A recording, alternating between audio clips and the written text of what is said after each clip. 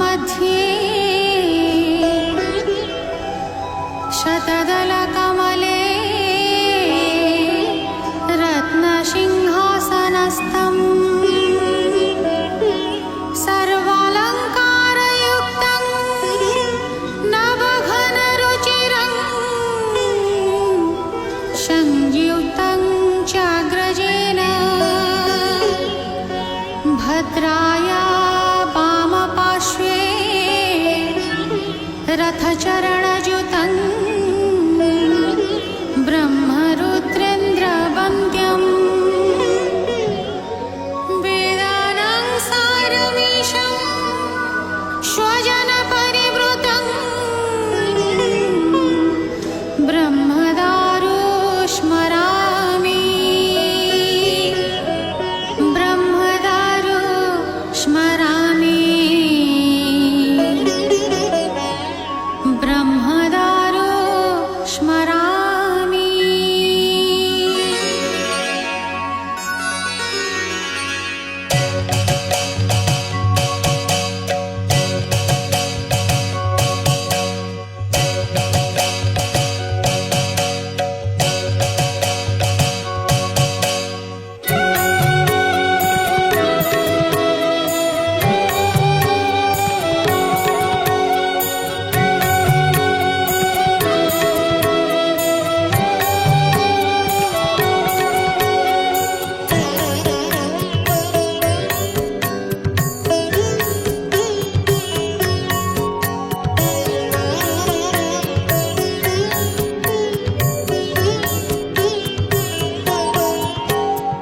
चतुर्भुजो जगन्नाथ कण्ठशोभितकौस्तुभः पद्मनाभो देवगर्भः चन्द्रसूर्यविलोचनः जगन्नाथो लोकनाथो नीलाद्रिशपरो हरिः दीनबन्धुर्दयासिन्धु कृपालुर्जनरक्षकः।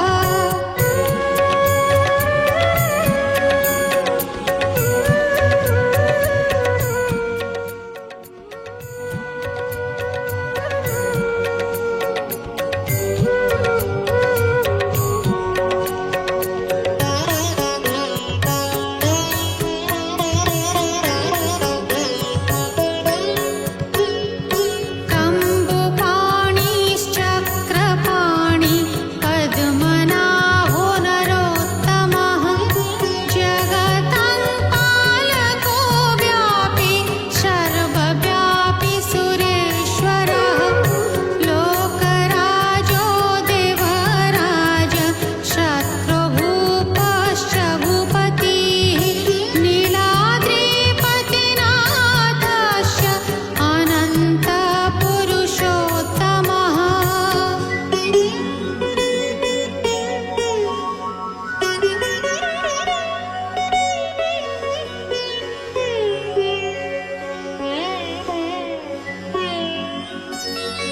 स्तक्ष्योऽध्योय कल्पतरुर्विमला प्रीतिवर्धनः बलभद्रो वासुदेवो माधवो मधुसूदनः दैत्यरी पुण्डरीकाक्षो वनमाली बलप्रियः ब्रह्मा विष्णुर्वृंक्षिवंशो मुरारिं कृष्णकेशवः श्रीरामः सच्चिदानन्दो गोविन्द परमेश्वरः विष्णुर्जिष्णुर्महाविष्णु प्रविष्णुर्महेश्वरः लोककर्ता जगन्नाथो महिर्भर्ता महायशः महर्षि कपिलाचार्यो लोकाचारी सुरो हरिः।